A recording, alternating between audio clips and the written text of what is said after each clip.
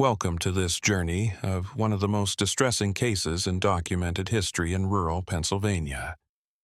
Please let me know where you're watching from and when you first heard this story in the comments section before we start. We want to know where these recorded accounts come from and what time of day or night they arrive.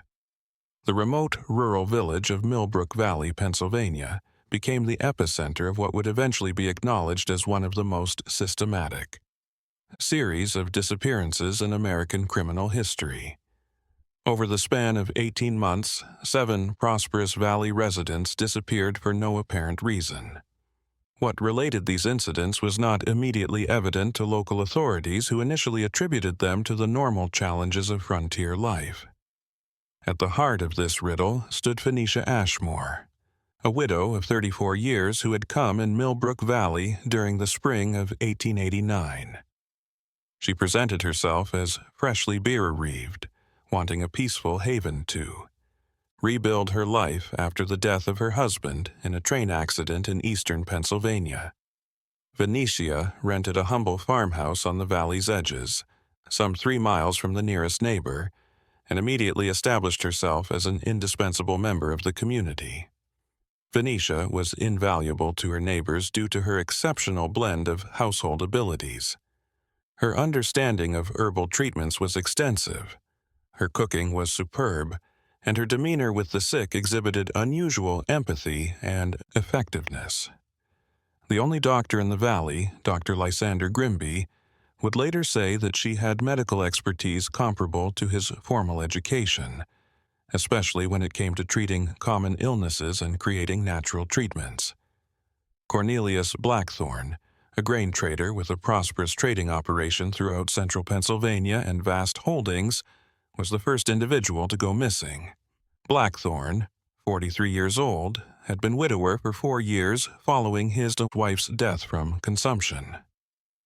He had no direct family and had gained his money through meticulous business management and clever property acquisitions during the agricultural expansion of the 1880s. Even Blackthorne's closest business friends were taken aback by the intensity of his courting of Phoenicia, which started in late June 1889. Previously known for his conservative manner and realistic approach to life, Blackthorne became nearly ebullient throughout the summer months, speaking frequently of his intentions for marriage and expressing confidence that he had finally found the companion who would complete his life. The local storekeeper, Tobias Millwright, maintained extensive records of client purchases that would eventually provide critical insight into the growth of their relationship. During the summer of 1889, Blackthorne's purchasing habits underwent a significant change, shifting from purely utilitarian purchases to pricey textiles, exotic treats, and luxury goods that demonstrated his attempts to court Phoenicia with presents that went much beyond customary rural fare. Standards. On November 22, 1889, they were married in a private ceremony at Phoenicia's farmhouse. Only 3 witnesses attended the service: Dr. Grimby, who performed the ceremony in the absence of a traveling priest, Tobias Millwright, and Cordelia Ravenswood, an elderly woman who acted as the valley's midwife and informal social planner. The ceremony occurred without incident. However, Ravenswood subsequently observed that Phoenicia wore black rather than conventional bridal clothes, saying that she felt inappropriate wearing joyful colors while still mourning her first marriage. Following the wedding, Blackthorne transferred his personal possessions to Phoenicia's farmhouse, but initially maintained his separate business operations. During the winter months, neighbors occasionally noticed him working around the property or commuting to town for supplies. But by February 1890, there were less and fewer sightings, and Blackthorne's lack of participation in local events became apparent. When Millwright inquired about Blackthorne's disappearance on one of Phoenicia's visits to purchase supplies, she stated that her husband had been contacted by business associates in California about extraordinary potential in fruit orchard investments. Phoenicia claims that Blackthorne was forced to sell his holdings in Pennsylvania and go west in order to secure his involvement in the company, since it required an immediate monetary investment and personal supervision. To bolster this justification, Venetia presented a purportedly Blackthorn-written letter with a postmark from Sacramento, California. The letter explained the enormous potential for wealth in California agriculture and told Venetia to sell what he still owned in Pennsylvania and get ready to join him when he had set up their new business. The letter emphasized that the initial development phase may need considerable time as the agricultural endeavor demanded his undivided attention and involved working with investors who requires attentive relationship management. When Venetia showed the letter to Dr. Grimby, he looked it over and saw that the handwriting seemed to match examples of Blackthorn's writing he had seen on business documents before. The doctor was worried by something in the letter, though he was unable to express his worries right away. In his personal journal, discovered many years later, Grimby stated that while the handwriting was real, the language and phrasing appeared unlike. Blackthorn was usually direct in his speech. Despite these doubts, there was no legal basis for questioning Venetia's account of her husband's departure. The business potential stated seemed conceivable given current reports about agricultural development in California, and Blackthorn was free to make autonomous decisions about his life and assets. Moreover, Venetia's behavior following her husband's purported departure seemed consistent with that of a lady whose spouse had left to pursue faraway prospects. The liquidation of Blackthorn's assets went smoothly over the following months. His grain storage facilities were leased to another merchant who carried on running the firm under a different ownership, and he sold his animals and farming equipment to other farmers at fair prices. Venetia kept his land holdings, stating that she planned to sell them in accordance with her husband's specific instructions as soon as the market. The circumstances improved. Venetia received large financial resources from this process, which greatly improved her standing in the society. She went from being a poor widow who relied on menial farming and rental income to becoming a wealthy woman with liquid funds and priceless real estate holdings. This makeover boosted her desirability as a potential marriage mate and provided her with finances to live comfortably while forming new relationships. Throughout the spring and summer of 1890, Venetia continued to receive periodic letters from Blackthorn outlining his success in California and expressing hope about their future financial independence. These emails kept the pattern set in the initial correspondence, blending personal devotion with comprehensive reports of business advances and calls for patience as he worked to establish their new life. Blacksmith Purcell Ashworth was engaged in the second disappearance, whose abilities were important to the farming community's operations. The 39-year-old Ashworth had a hard time juggling his company obligations and his household duties after losing his wife in a riding accident the year before. Since his attempts at cooking had mostly failed, his first interaction with Venetia started as a practical arrangement for dinner preparation. Ashworth's courting of Venetia proceeded gradually through the autumn of 1890, growing from practical help to true romantic. Attachment. Ashworth pursued Venetia with a gentle tenacity that reflected his restrained attitude, in contrast to Blackthorn's showy approach. He demonstrated his interest by regular attention, practical aid with work around her farmhouse, and increasingly personal chats about their individual ambitions and worries. Their marriage took place on December 15, 1890, exactly 1 year after Venetia's arrival in Millbrook Valley. The ceremony followed the same intimate pattern as her initial wedding with the same witnesses and similar vows that recognized the unpredictability of life and the possibility that circumstances would force the pair to choose different paths. After they were married, Ashworth first stayed at Venetia's farmhouse and continued to run his blacksmith shop in town. But by March 1891, he started moving his company's activities to her land, telling clients that this new location would better serve farming families in the valley's outlying sections. The People who needed Ashworth's services had to travel to Venetia's farmhouse instead of meeting him during regular trips to town, which progressively cut off Ashworth from normal community engagement. By May 1891, Ashworth's blacksmith services were all but non-existent. Clients found his workshop shuttered and were told about big undertakings that required continuous focus. When queries were made concerning this scenario, Venetia explained that her spouse had been suffering from persistent respiratory issues that made it difficult for him to work reliably in the heat and smoke of the forge. In June 1891, Venetia revealed that Ashworth had received an opportunity to establish a blacksmith company in a Colorado mining hamlet where demand for metalwork was extraordinarily high and compensation significantly above what could be obtained in rural Pennsylvania. She provided a letter apparently written by Ashworth explaining the assured work and superior remuneration that made the chance impossible to refuse. The letter said that Ashworth had left right away to guarantee the job before other blacksmiths could bid for it.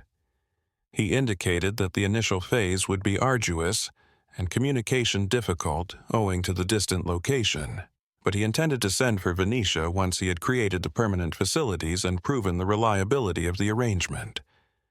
In his diary, Dr. Brew Grimby observed that Ashworth's departure had a strikingly similar pattern to Blackthorn's purported voyage to California. Both men had purportedly acquired great business possibilities, necessitating fast action and separation from their wives, while they established themselves elsewhere. Even while each scenario was plausible on its own, the frequency of these situations seemed to be more than could be explained by chance. The third disappearance happened in the summer of 1891 with Maximilian Thornfield, a livestock merchant who had created a lucrative business buying and selling cattle and horses throughout central Pennsylvania. Thornfield, 47 years old, held large liquid assets due to his trading activity and had stayed unmarried since losing his wife and baby son many years before. In contrast to Venetia's prior relationships, Thornfield started courting her in August 1891. His encounters with Venetia were sporadic as a traveling trader, taking place on his sporadic trips to Millbrook Valley to do business. But these occasional meetings appeared to heighten his attraction because, after spending a lot of time traveling alone, he found her company to be relaxing. Their engagement was announced in October 1891, and their marriage took place on November 28th. Following the nuptials, Thornfield began concentrating his trading routes to spend more time with his new wife, focusing on local and regional transactions rather than the long distance commerce that had previously characterized his firm. Thornfield had completely stopped business by February 1892, explaining to business associates that he was examining prospects for large-scale livestock ventures that would deliver higher returns with less travel. Venetia revealed in April that her husband had left for Texas in order to use his savings and trade skills to start a large cattle ranching business.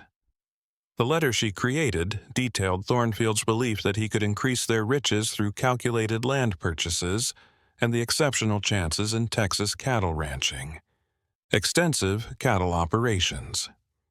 The email indicated that the initial development phase would need 18 months of intensive work in remote regions unsuitable for wives, but promised eventual affluence that would compensate for the prolonged separation. The fourth guy to disappear was Aurelius Winchester, a traveling trader who specialized in selling manufactured items from eastern towns to rural areas throughout Pennsylvania. Winchester, 51, has never been married since he was always on the go. Requirements, but had begun considering the merits of building a secure local foundation for his business. The winters of 1891 and 1892 saw the development of Winchester's relationship with Venetia, which began as a commercial arrangement for the purchase of goods that local vendors were unable to provide. As he became aware of her intellect and business sense qualities uncommon in rural areas, and crucial for the kind of collaboration he envisioned, his attraction to her intensified. In March 1892, their union was arranged as a business partnership as well as a personal connection with Winchester, who invested significant funds to transform Venetia's property for commercial use and increase his stock to cater to local markets. However, Winchester is said to have left for western areas by August 1892 in order to start businesses supporting railroad construction projects.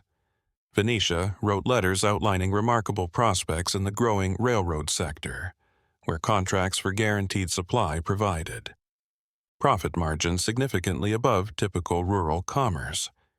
According to reports, Winchester wanted to set up long-term enterprises in several railroad building facilities, necessitating his full focus throughout the early stages of development. The fifth disappearance involves Obadiah Warwick, a miller who operated the important grain processing facility feeding the whole farming community. Warwick, 42 years old, had lost his wife to scarlet fever several years before and had remained separated from social activities until late 1892, when he started courting Venetia. Their marriage in January 1893 was followed by Warwick's purported departure in May for Kansas, where growing wheat output presented extraordinary potential for large-scale milling enterprises.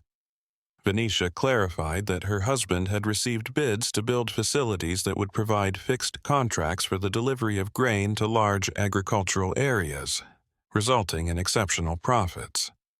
The disappearance of Warwick caused major, real-world issues for the farming community because his mill was a crucial piece of equipment for processing grain harvests. In order to allay these worries, Venetia used her fortune to support the facility's temporary management through hired operators, maintaining community services while her husband ostensibly built their future prosperity.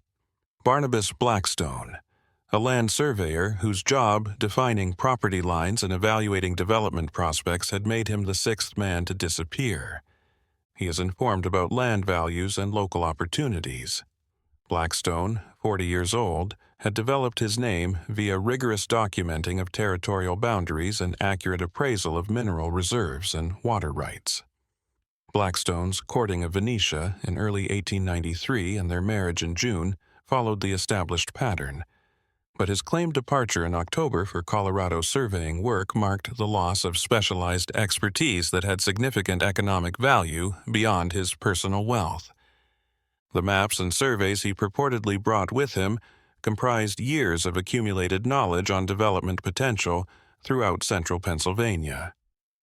Dr. Grimby was unable to ignore the pattern that had developed around Venetia's marriages by the end of 1893. According to reports, 6 husbands had exceptional business chances that required them to leave immediately and stay apart for a long time. Each of them left thorough letters outlining their choices and expressing optimism about their future success, although particular instances. The collection of such coincidences had surpassed realistic probability, even though they appeared probable. Sheriff Horatio Crawford, however, opposed Dr. Grimby's efforts to get local law police to look into Venetia's situation. The sheriff emphasized that there were no reports of crimes, no signs of violence, and no proof that any of the guys had left against their will. Each husband has allegedly left authentic correspondence detailing his departure, and Venetia possessed significant legal papers justifying her multiple remarriages. Moreover, Sheriff Crawford stated that Venetia had become one of the community's most recognized individuals, known for her generous efforts and help to those facing adversity. The reputation of someone who is generally thought to be advantageous to the welfare of the community would inevitably be called into question by any examination. The 7th and last case would turn out to be very different from the others. Disappearances. In the spring of 1894, Zechariah Farweather, a traveling preacher who catered to remote farming villages, started pursuing Venetia. Because of his religious upbringing, Farweather was more perceptive of spiritual anomalies than her previous husbands had been. Farweather's romance was unusual for its brevity and intensity, leading to their marriage in June 1894 after only 6 weeks of acquaintance. He explained that intensive prayer had convinced him of divine instruction to marry Venetia and build a permanent religious mission in Millbrook Valley. But 2 months after they were married, Farweather started to worry that his wife was acting strangely spiritually. He was able to spot patterns that disturbed his conscience because of his religious schooling, which had taught him to spot symptoms of dishonesty. These worries initially focused on Venetia's acquisition of books and materials that were contradictory with regular religious rituals, her broad knowledge of herbal preparations that went beyond what was typically needed around the house, and her seeming acquaintance with methods that went beyond folk medicine to have spiritual significance. More importantly, Fairweather started finding personal items that had belonged to Venetia's former husbands all over the property. When the men supposedly left for far-off chances, these items, which included unique clothes, jewels, tools, and documents, should have been taken. The presence of these artifacts contradicted them meticulously, created a story about voluntary departures to account for each absence in the past. Farweather found the activities of Venetia's correspondence to be the most unsettling. He witnessed her penning letters that appeared to be responses to communications from her prior marriages, but he never saw her receive any incoming correspondence from these men. She gave reasons regarding erratic mail delivery and the custom of preparing answers ahead of time when he questioned this seeming discrepancy. Should be ready when opportunities occurred to send them. Fairweather's suspicions heightened when he uncovered what seemed to be draft copies of letters reportedly written by her prior spouses, including material that Venetia had previously provided as evidence of their voluntary departures. These versions had edits and alterations in her handwriting, showing that she had authored the letters herself while attempting to emulate each man's writing style. When Farweather. Venetia's attitude toward him drastically shifted when he challenged her with these findings. She started using systematic intimidation to make him doubt his perceptions and recollection instead of offering answers or making an effort to allay his worries. She started preparing different meals for him, alleging unique dietary considerations for his religious work. However, these meals frequently left him feeling confused and unable to focus. Additionally, Farweather observed his personal items being relocated or rearranged in ways that seemed meant to make him doubt his memory and mental sanity. Books disappeared from their normal positions. His personal belongings were rearranged in ways that suggested intentional manipulation rather than careless housekeeping, and documents were discovered in unexpected locations. Most disturbing was Venetia's attempt to urge Farweather to connect with religious organizations in distant countries, describing chances to build missions among mining communities and motivating him to create thorough plans for such undertakings. Her manipulation grew increasingly forceful and urgent when he declined to take part in what he understood to be preparation for his own removal. By October 1894, Farweather had come to believe that his wife intended to kill him by employing the same techniques that she had reportedly used with her other husbands. He couldn't just leave his marriage because of his religious beliefs, but he began chronicling his discoveries and looking advice on how to deal with his increasingly hazardous circumstances. In his own notebook, later discovered by police, Farweather wrote extensively about his developing belief that Venetia had slain her prior spouses.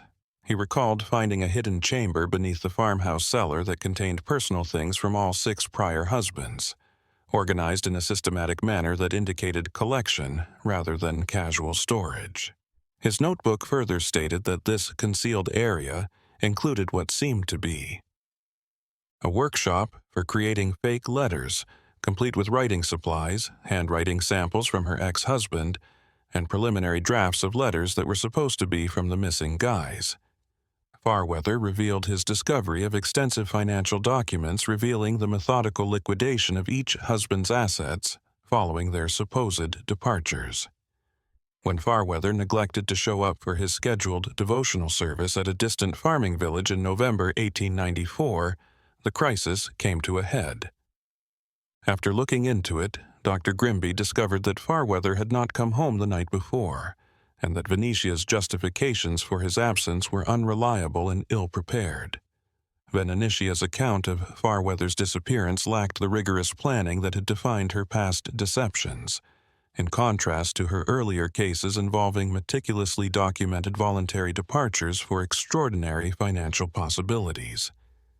At first, she said he had mentioned going to see a sick family, but she was unable to identify which, family or location.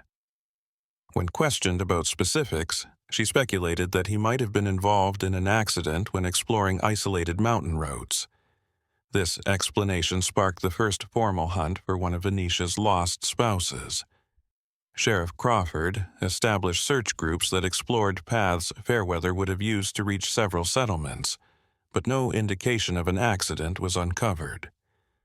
Additionally, the search showed that on the day of his visit, no family in the neighborhood had asked for or received a visit from Fairweather. Disappearance. The contradictions in Venetia's statements, combined with the failure to find evidence corroborating her claim, provided Dr. Grimby with the basis needed to convince Sheriff Crawford to authorize a full investigation. For the first time since the disappearances began, law enforcement officials were willing to consider the potential of criminal conduct. Examining Farweather's personal belongings at Venetia's farmstead was the first step in the investigation. Among his possessions, investigators discovered the thorough journal that described his observations and worries over his wife's actions.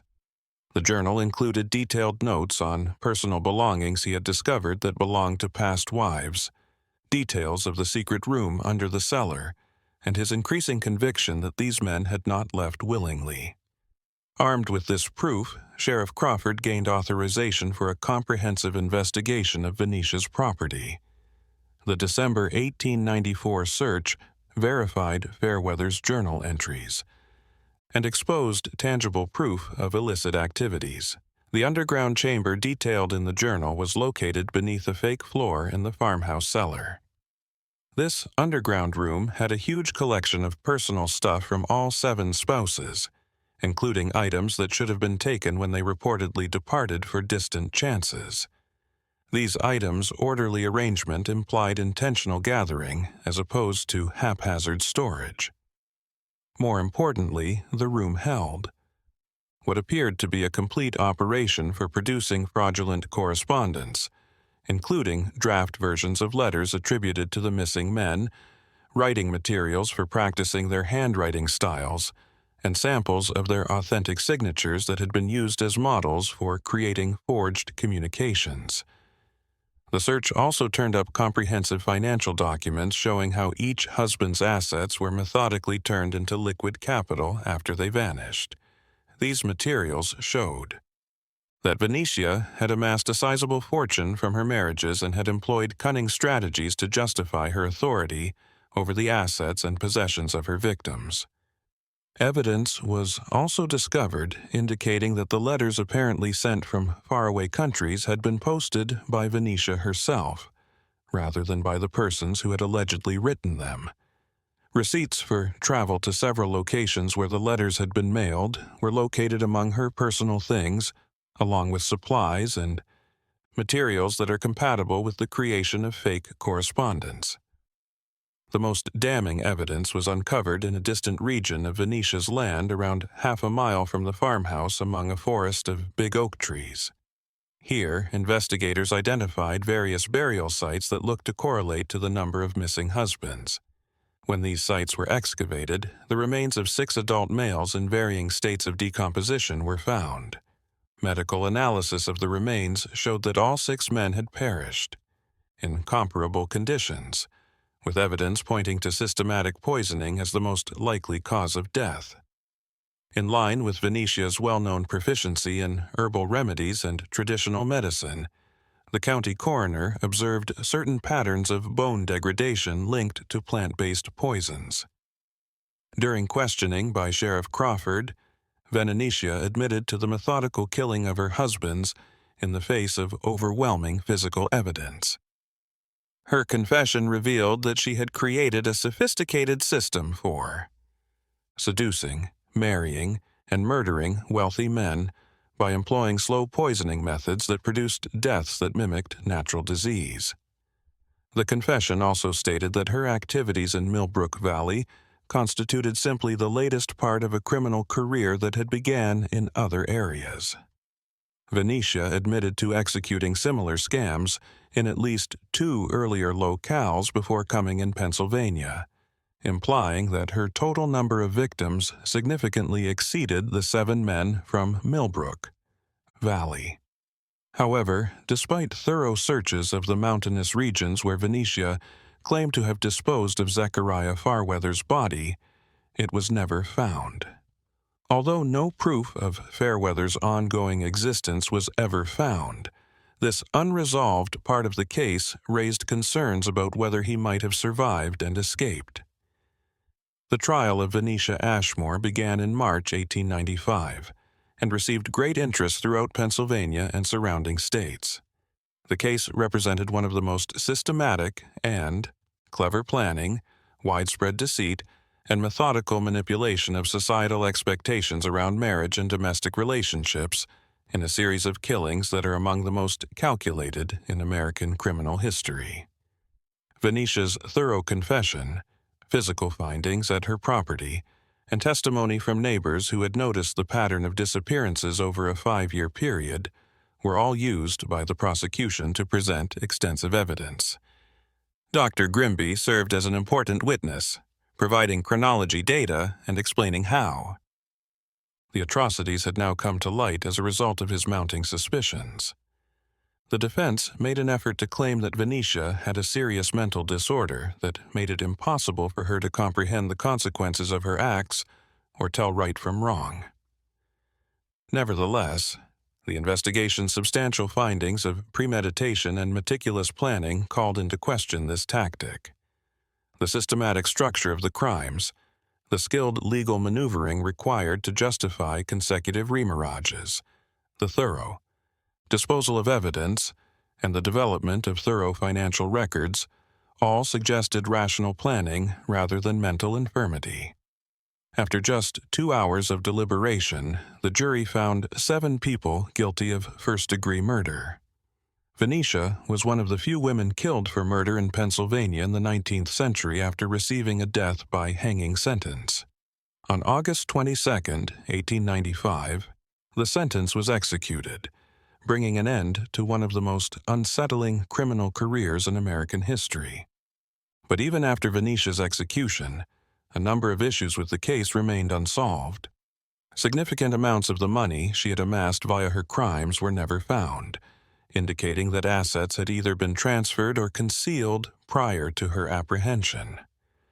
Additionally, her statements regarding past victims in other areas were never properly examined, creating suspicions about the exact extent of her illegal activity.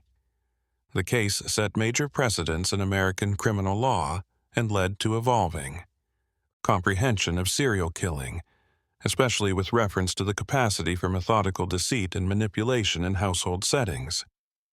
It emphasized risks posed by solitary persons in rural communities and the significance of maintaining social oversight mechanisms that could spot suspicious trends before they resulted in major harm. The farmhouse where the crimes happened was subsequently dismantled, and the site was returned to agricultural use. For long years, locals shunned the area, and many attempts to reconstruct on the property were abandoned after brief intervals. With only foundation stones left as tangible proof of the spot where 7 men perished, the site finally transformed back into a forest. For decades after Venetia's execution, the case had an impact on criminal investigation methods and legal processes. Models were produced by the methodical recording of evidence, the meticulous reconstruction of temporal patterns, and the incorporation of tangible and indirect evidence for future investigations involving similar patterns of illegal behavior. In a broader sense, the case brought up important issues regarding the expectations and social systems that had allowed such systematic illegal action to go unnoticed for years. The belief that women were innately domestic and caring, combined with scant legal control of married relationships, had produced an environment where predatory behavior could flourish with minimal discovery. Criminologists who subsequently investigated the Venetia's ability to evade discovery was attributed to a number of elements, according to the case.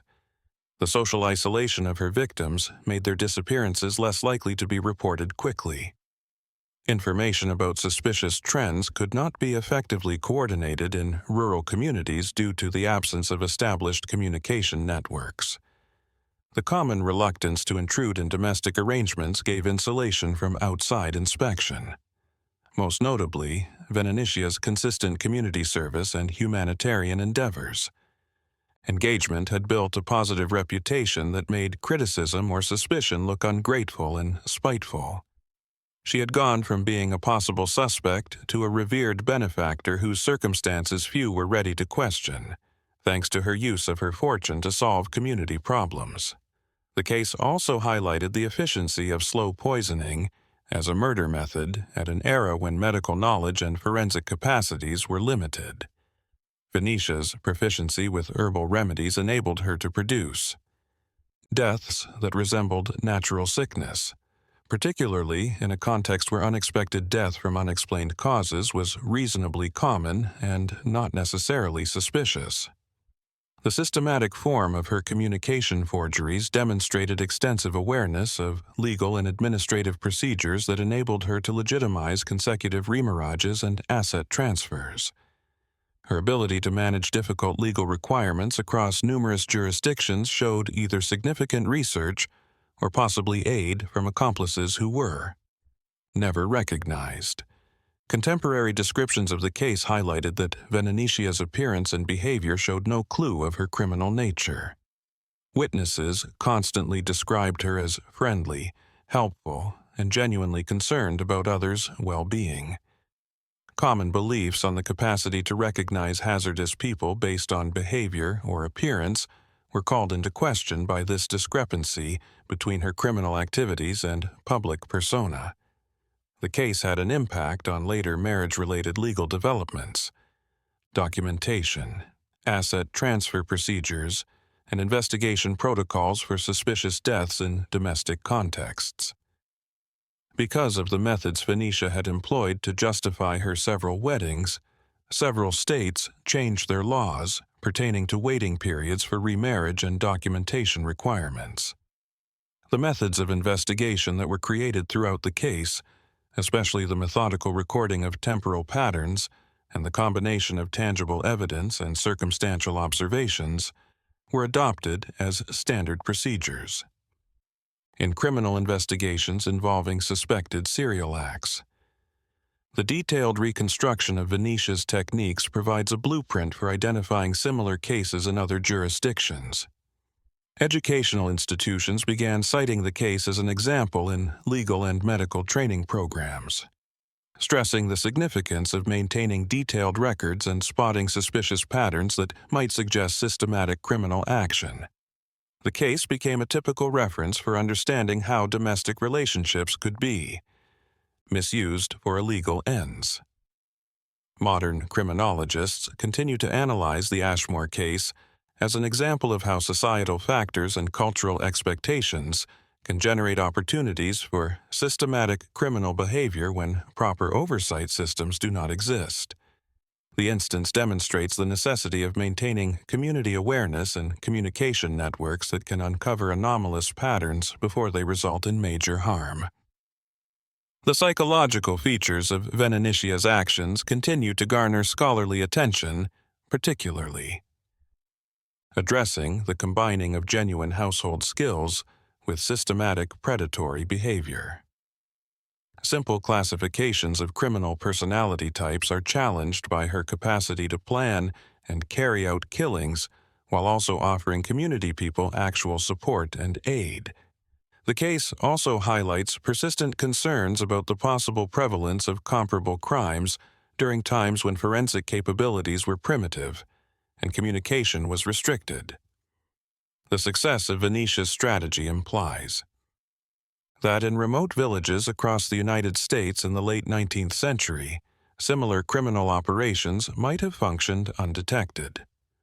Today, the region where Millbrook Valley once thrived has been mostly reclaimed by forest with little remaining remnants of the hamlet that existed during the 1890s.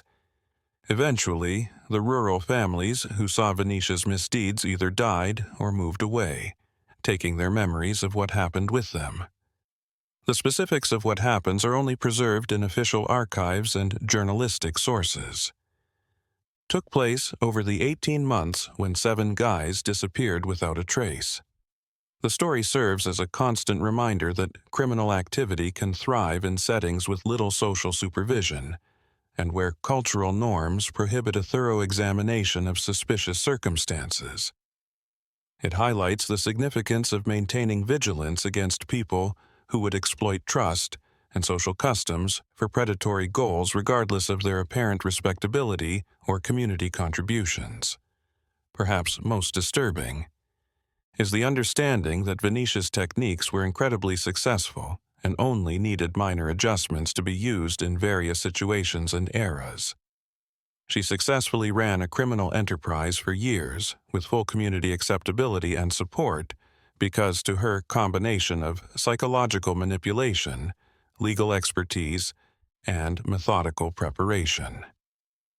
The case of Venetia Ashmore is one of the most well-documented incidents of domestic serial murder in American criminal history, providing insights on both the strategies utilized by such criminals and the social conditions that enable their success. It continues to serve as a vital reference for understanding how evil can lurk behind veneers of respectability and the significance of maintaining proper safeguards against those who would exploit society's core assumptions about trust and safety.